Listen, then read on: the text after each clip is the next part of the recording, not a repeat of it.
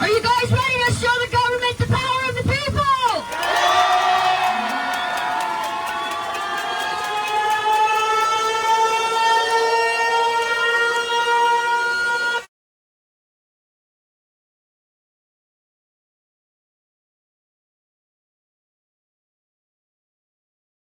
Today we come together to start the resistance.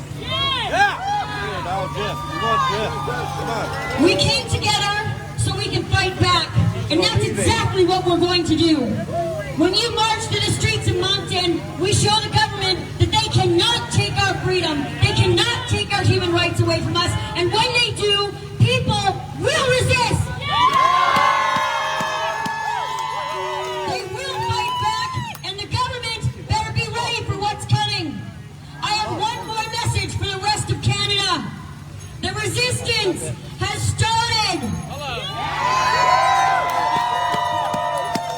Prepare, strategize, and strike back.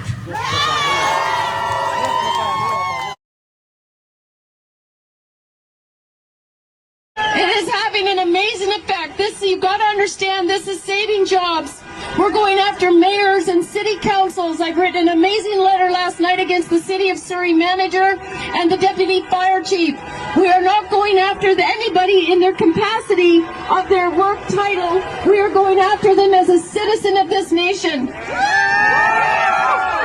We're going to have a Zoom meeting on Tuesday at 1:30. If you go to Join on Action for Canada, drop down, you'll see unionized member. Even if you're not unionized, get on there, join us at the Zoom. I'm going to go through all the notices of liability and also the other materials that are ready and available for you to secure your job, defend your children, and protect those that the government is targeting. And actually, I'm going to outright say it, it's murder. For the kids!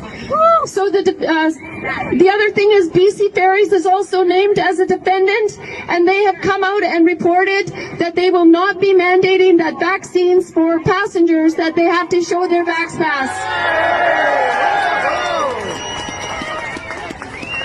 The Minister of Transport, Omar Algavar, is also named as a defendant, and he has turned around.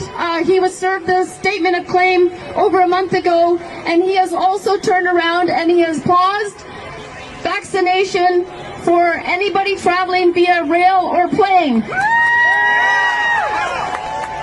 Bet you didn't know that from mainstream media, right? Okay, and the last one that I can report right now is David Lametti is the Attorney General, Federal Attorney General, and he has advised Justin Trudeau that vax passes are unconstitutional. The article actually said he warned Trudeau that they're unconstitutional. So we've got a lot of incredible wins and a lot of great stuff that's going on, and we just need as many people as possible. Join Action for Canada and then just take a stand. Take a stand. The line has been drawn. Do you see the urgency in this? This is at a critical level. We need to do something. Kids are begging to be bloody jabbed with an experimental treatment because they can't play frigging sports. Kenny, Hinshaw, Chandra, and whatever that other woman's name is. We need to stop this. Parents can only protect their kids so far. They've made it accessible. They're drug dealers. Drug dealers have more rights. Ugh! Like, seriously. These people are drug dealers. Kenny, Hinshaw, Chandro, and the other wench. They are drug dealers. They're pushing an experimental treatment on kids. So, if you know anything, bloody will help these parents. Or this blood isn't on your hands. It's on everybody's hands. We need to stop this now. Yeah, I'm freaking mad. Do you know what it's like for these parents? Having kids beg to get stuck with a frigging needle. If it was heroin, if it was anything else, you'd do something. But because it's a vaccine, it's not a frigging vaccine. Yeah, I'm pissed. And I could just scream right now.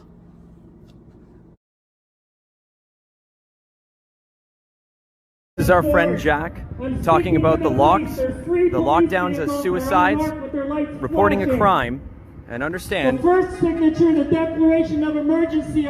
He's speaking here, signature does not look and the like Halton police signature are here. of Doug Ford on the extension of the emergency. So these officers right This here is forgery, would be Section 366 obstructing Criminal Code. justice.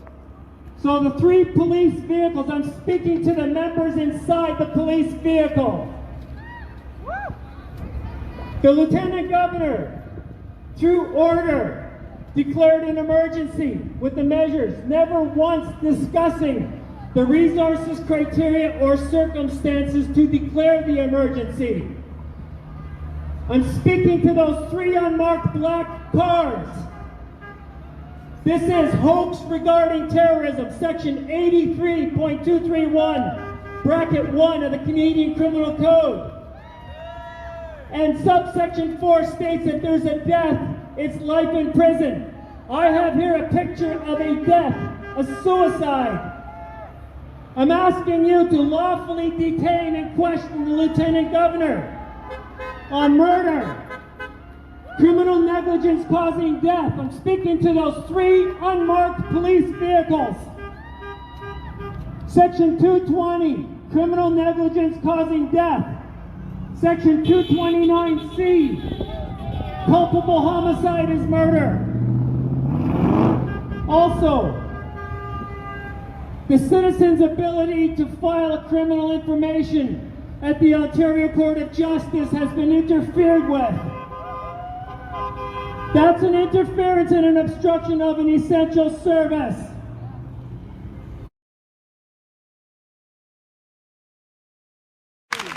I have been contacted by hundreds of people, and I'm going to share a few stories with you that I'm just absolutely appalled at. I was contacted and spoken to by a nurse who is now terminated or soon will be. And she advised me that in the hospital she works at, they average 5 to 6 stillbirths a year. And from January to June, they had 86. That's an 800% increase in all the mothers were vaccinated. Another nurse I know communicated with me and told me that within a 48-hour period, they had 9 stillbirths. All the mothers were vaccinated. Unbelievable. This isn't just about the children who stand before us. This is about all the children we will never get to see, because all children are going to be affected by this, and we have to stand and protect them. It's genocide. We have to guard them. If that means pulling your kids out of school, then do so. There are a ton of teachers that are currently without work that need work. Hire them. There are nurses who do not have work. Hire them.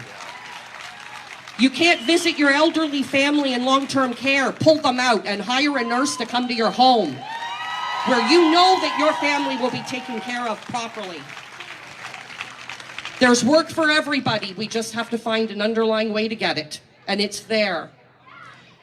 You know, I had a conversation with my oldest son some time ago, and he said something that was so profound to me, and I want to share that with you. He said, you know, Mom, he said, we're actually the ones that are free. And I said, well, how do you figure that? He said, well, Mom, we're not the ones that have to carry a pass to go to the store. We're not the ones that have to get permission and show a card to go to a restaurant. We can just go buy a steak and some beer and have the friends over and be free. He said, we don't need to show permission or ask permission. We just do what we need to do. We don't need them. And I said, you know what? You are right. We are the free ones. And I'll tell you, over the last 100 years, we have become such a commercialized society that we define ourselves and our existence by what we have instead of who we are. Everything we do is based on money. The house we own, the cars, the TVs, the game systems, the organized sports, the fancy clothes, the trips to the Caribbean, everything we do, even going to a restaurant and spending $100 on dinner, it's all about status. It's all about money. And the government knows this. And that's exactly what they're doing to control us. Buy our money. Don't give it to them. Walk away from it. Don't allow them to control you. If that means you have to change your standard of living and the way you live, then by all means do it.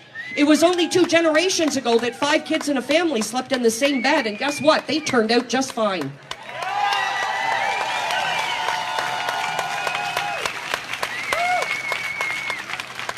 There are people all over this province who are working on underground, from underground medical services, underground teaching, underground economies. It's there. We will exist. We will continue on. We just have to modify. But the whole point is we've got to modify to suit us so that we can remain free, not modify to suit the government. We are the free ones. Thank you.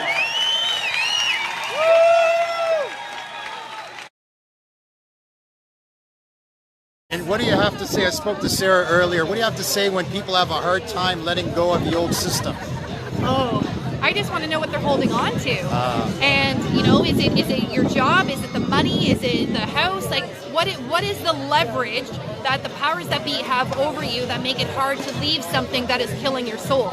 So it's getting rid of, you know, different things in life and making very difficult lifestyle changes to be able to leave these systems, to live the life that you've always wanted to live. And some people love their career, and I appreciate that, but there's opportunities to bring that passion into new frameworks. There's clinics opening up in Aurelia that are natural focus, another one outside of Newmarket. I believe I've heard there's one coming to London, you know, in the next year. When, I don't know, but there are options coming up where you can take that passion and put it to good use outside of the corruption. So it's figuring out what the leverage is they have over you and getting rid of that leverage. Yes, yes.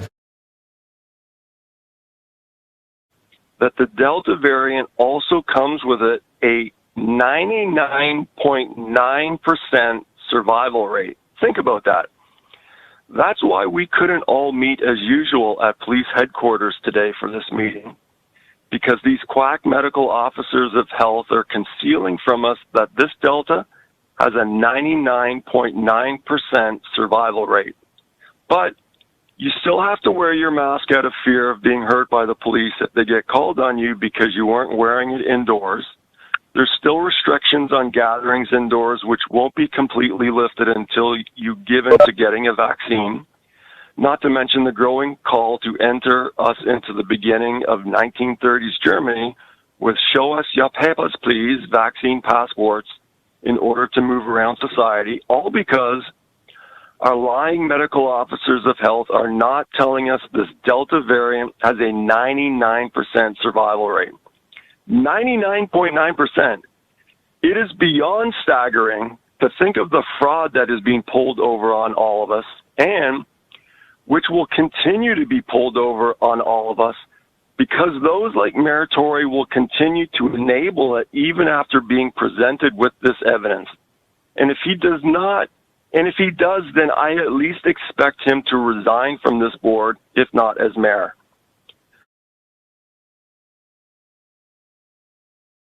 People have medical conditions, people have reasons, people have mental issues. People have reasons, and they don't need to disclose that. But if you send bylaw to my place, they're not coming in. You know why? Because I know the law, and I know how to hold the law. I know how to respect the law, but I know the law. These guys work for the corporation. They work for a corporation. When you hold them accountable, they got no, give me a ticket. Go ahead, write it. But you're not writing it against me, a human being under God. You're writing it against the corporation, and my corporation will fight it all the way to the Supreme Court. And when you go to video it, they don't want to be video because they're doing something wrong. So stand your ground, hold your ground, and don't allow people to abuse you. It's got to come to an end, people. It's got to come to an end now. It's one thing if there's a virus, God forbid. But it's another thing to violate people's rights. It's another thing to abuse people. It's another thing to destroy families. It's another thing to destroy businesses. It's got to come to an end.